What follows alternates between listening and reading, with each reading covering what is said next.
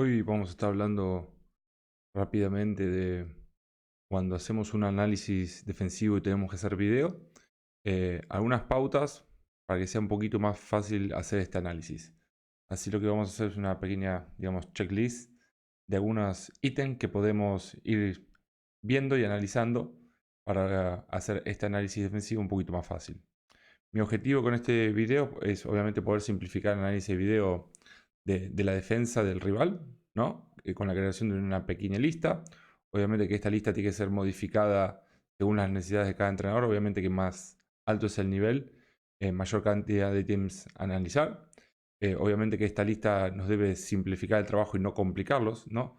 A veces tenemos demasiados ítems que después capaz no los podemos pasar a la realidad o damos demasiada información a los jugadores, por lo cual siempre hay que tratar de ir actualizando y fijarse lo que se va a adaptar al nivel de nuestro equipo. Y obviamente que esto es simplemente es un ejemplo y solamente se debe tomar como una base para después cada uno ir mejorando digamos, su lista, ¿no?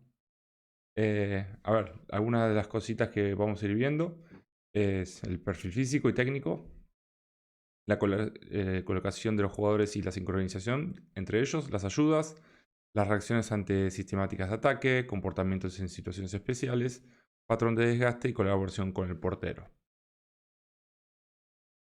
En este primer ítem, digamos que vamos a ir viendo el perfil físico y técnico. Vamos a tener que averiguar o ver un poquito la altura y la envergadura. Acá pongo algunos ejemplos de lo que nos puede ir sirviendo. Obviamente que es compararlo un poquito la talla con nuestro equipo. Obviamente necesitemos lanzadores para ver si, bueno, esos lanzamientos contra esa defensa que capaz puede llegar a ser más alta, digamos como un ejemplo. También las ventajas que puede haber en situación con el pivot, por ejemplo, a ver si hay exteriores que son un poco bajos y aparte de ahí podemos trabajar. Así que bueno, este sería el primer ítem. La segunda es la velocidad de desplazamientos laterales de estos jugadores, ¿no? Esto nos va a servir, a ver, puede haber equipos, por ejemplo, muy grandes físicamente, pero con el movimiento de balón o ante cierto tipo de situaciones como cruces, permutas, sus desplazamientos laterales no sean de una máxima velocidad y simplemente con pequeñas situaciones podemos ir complicando. Entonces, bueno, hay que ver a qué velocidad se desplazan estos jugadores lateralmente. Obviamente también que hay que ver la agresividad y contacto de estos jugadores. Si hay jugadores más pasivos o van más fuera a buscar el contacto. También analizar individualmente si hay algún jugador que por su característica puede llegar a ser un punto débil, ¿no? Siempre estamos ahí a la búsqueda de cuál podría ser el eslabón más débil y digamos empezar el ataque por ahí. El segundo punto a analizar sería la colocación y la sincronización de los jugadores. Obviamente tenemos que ver qué tipo de defensa hacen, si 6-0, 5-1, si van cambiando y alternando durante el partido. El segundo punto sería la profundidad de esta línea defensiva, si están más sobre 6 metros o salen un poquito más arriba 7-8, si van con presiones un poquito más alto. La densidad, obviamente a ver si defienden en bloque o en línea de tiro, ya que esto va a condicionar bastante nuestra forma de atacar. La sincronización entre los pares, obviamente, si hay alguna zona donde puede haber una falta de coordinación, por ejemplo ante cruces o situación de 2 contra 2 con pivot, siempre se pueden encontrar ahí sectores que no estén funcionando de manera coordinada, ¿no? Después el tema de las ayudas, hay que ver si hay ayudas preventivas o luego el error. Hay muchas veces que algún jugador anticipa las ayudas o no ayuda. Entonces, bueno, hay que analizar para ver cómo también tendría que reaccionar el ataque. Hay que ver si hay situaciones de impara ante error o pérdida del oponente directo, ¿no? Muchos equipos dan densidad después de que algún jugador no puede tener su atacante par y hay situaciones de impares, por lo cual esto también es necesario prevenir nuestro ataque para que sepan que puede ser que después de haber superado el suyo se puedan cerrar y en otra zona puede haber impares, entonces para poder saltear pases, ¿no? Obviamente. Otro de los puntos a analizar, y esto creo que es de los más comunes, es que a ver cómo reacciona la defensa ante situaciones de ataque, obviamente en situaciones de ataque en igualdad, a ver la reacción y la eficacia, ¿no? Por ejemplo, ante situaciones de cruces, si ponemos un ejemplo muy simple, un cruce central con el lateral, capaz que puede haber una presión del lado opuesto al lateral de su par. Entonces, bueno, este tipo de cosas hay que saberlos. Permutas, por ejemplo, si ante permutas puede ser que exista una mutación defensiva, por ejemplo, de un 6-0-5-1, ahora que se está viendo un poquito más.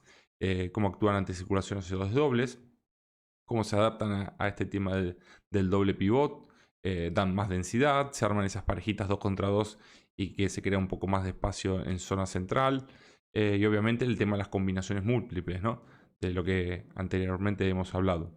Así que bueno, tenemos que ir viendo un poquito a ver cómo reaccionan también a este tipo de trabajos. También obviamente que las situaciones más especiales, por ejemplo una situación de 6 contra 7, ¿no? Obviamente, si se mantiene en 6-0, si va en 5-1, si da más densidad en zona de balón. Bueno, hay un poquito cosas que observar. También en esfera numérica, si hay alguna zona libre, si arriesgan en alguna situación, si hay presiones.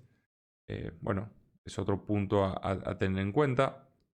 Obviamente hay que ver el tema del patrón de desgaste, obviamente esa intensidad defensiva, si la logran mantener durante todo el partido, obviamente porque hay muchos equipos que juegan con una rotación muy corta, 8, 9, 10 jugadores, entonces bueno, hay que ver si al final de esos 10 últimos 15 minutos pueden mantener esa intensidad defensiva. Obviamente si hay algún jugador que por su característica física o por su estado atlético no pueda rendir al máximo en los últimos minutos, también sería una cosa muy interesante. Y obviamente que ligado un poco a esto también a ver por un tema táctico estratégico físico si hay cambios de ataque-defensa, ¿no? Si ya tienen cambios preestablecidos o a medida que va pasando el partido los equipos realizan cambios. Obviamente que muchas veces el tema de los jugadores fríos que entran en el segundo tiempo para entrar, bueno, ese tipo de cosas son importantes porque son jugadores que nosotros podríamos aprovechar para atacar, ¿no? Obviamente que uno de los últimos puntos sería la colaboración con el portero. Hay que ver la defensa, cómo trabaja con el portero. Muchas veces hay división, por ejemplo, en situaciones de blocajes, que dividen las responsabilidades, cómo se mueve.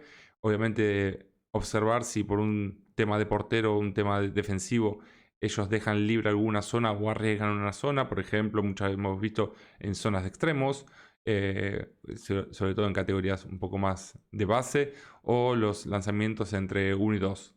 Entonces, obviamente que estas pequeñas colaboraciones que podemos ir observando o lugares que nos dejan libres podrían ser aprovechados. Entonces, esta sería una pequeña lista de cosas que nosotros cuando hacemos el análisis del trabajo defensivo podríamos observar. Como hemos dicho anteriormente, la idea es que cada entrenador pueda ir dándole su toque, hacer más cosas, menos cosas y adaptarla a sus necesidades. Esto es un simple ejemplo de algunos ítems que yo trabajo, tengo algunos más, pero traté de hacer creo que los más comunes que podríamos observar todos los entrenadores y que para que pueda servir un poquito para todos los niveles. Obviamente que, como dice esta pequeña frase, conócete a ti mismo y a tu enemigo y saldrás triunfador en 1000 batallas. El análisis de video trata obviamente de buscar esas pequeñas debilidades para no chocarnos contra la pared. Muchas veces los atacantes van a chocarse contra la pared cuando podemos encontrar estrategias para evadir los puntos fuertes del rival. Así que bueno, espero que esto les sirva. Déjenme en los comentarios algunas cosas que ustedes también podrían analizar y que no están en el video. Así que bueno, les agradezco que hayan estado y espero los comentarios para obviamente poder seguir intercambiando información entre los entrenadores, que esta es la única manera de seguir creciendo. Un abrazo y nos vemos en el siguiente video.